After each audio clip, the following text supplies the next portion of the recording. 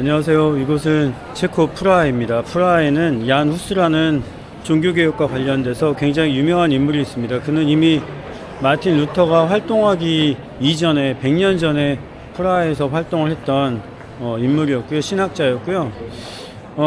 그가 이곳에서 종교개혁적인 그런 생각과 또 활동을 하게 된 그 근원에는 존 위클리프라는 그런 사람의 영향을 또 받았던 것이 이곳에서의 그 종교개혁적인 그 활동에 기반이 되었습니다.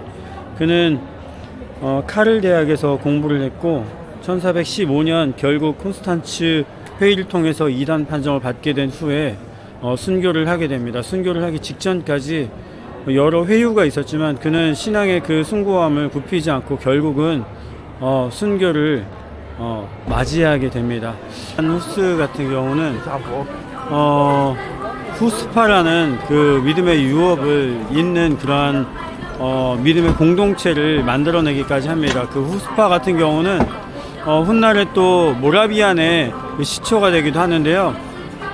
요한 웨슬레가 감리교를 창시할 때 있어서 그에게 지대한 영향을 줬던 또 기독교 공동체가 바로 모라비안인데, 그런 것을 또 따지고 보면은 기독교 감리교의 태생이 이 후스파에게서도 있다는 것을 조금 살펴볼 수 있는 것 같습니다. 특별히 후스파에서 그 후스는 영어로 구스와 동일한 의미를 가지고 있는 거위라는 뜻을 가지고 있는데요. 그래서 그의 별명이 거위이기도 했다고 합니다. 그가 가장 중요하게 생각했던 것은 당시에 부패한 그 권력을 가진 그 카톨릭에 저항하면서 가장 중요한 것은 성경이기 때문에 성경으로 돌아가야 한다는 주장을 늘 펼쳤다고 하는데, 그것이 위클리프의 사상과도 동일한 그런 사상이었습니다. 그가 얼마나 위클리프에게 많은 영향을 받았는지를 그의 사상을 통해서 또다시 한번 살펴볼 수 있었던 것 같습니다. 여러분들도 이 얀 후스가 우리에게 물려준 이 믿음의 유업을 잘 이어내는 저와 우리가 되었으면 좋겠습니다. 감사합니다. 제가 특별히 순리의 여정 가운데 종교개혁과 관련된 사람들, 인물들, 또 그리고 장소들을 주로 찾는 이유 가운데 한 가지는 바로 이것이 있습니다. 얀 후스가 이야기했던 것처럼 그 사람이 가지는 그 권위보다도 가장 우선하는 권위는 성경에 있다라고 이야기했던 것처럼, 저 역시 믿음의 근원은 성경에서 그 근원을 찾아야 된다라고 생각합니다.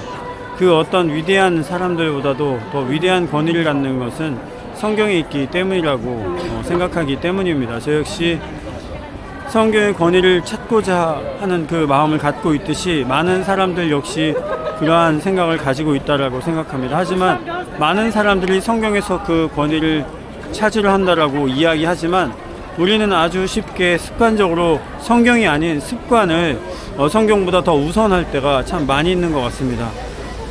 예를 들어서 과거에 교회에서 교회에 편입되어서 사역자로서, 목회자로서 사역을 할 때 가끔 이런 분들을 만난 적이 있었습니다. 어떤 어려운 일들이 있을 때 누군가에게 권면을 할 때 이런 식으로 권면을 합니다. 시편 기도를 드려봐, 아니면 금식 기도를 드려봐, 아니면 작정 기도를 드려봐, 아니면 1000번제를 드려봐 라는 식의 그러한 권면을 할 때가 있습니다. 그것이 잘못됐다라고 할 수는 없겠습니다. 누군가 믿음이 있는 사람이 그것을 자신의 신앙으로 순수하게 고백한다라면 아무런 문제가 되지 않을 수도 있는 것들이기 때문입니다. 하지만 이러한 것들을 우리는 습관적으로 누군가에게 권면할 때 이것이 얼마나 미신적이고 우리가 세속적인 방법을 택하는 것인지 우리는 무심코 지나치는 경우가 있기 때문입니다. 하지만 우리는 누군가의 이야기보다도 성경은 나에게 어떻게 이야기하고 있는가, 성경은 무엇라 말씀하고 있는가를 조금 더 진지하게 살펴볼 필요가 있다라고 생각을 갖습니다. 우리는 정답을 누군가에게, 주변에 있는 누군가에게 권면을 통해서 듣기보다는 하나님의 순수한 말씀을 통해서 찾는 저와 우리들이 되어야 할 줄로 저는 믿습니다.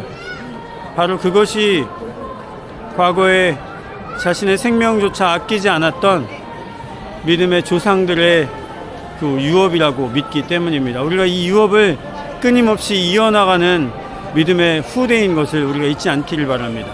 감사합니다.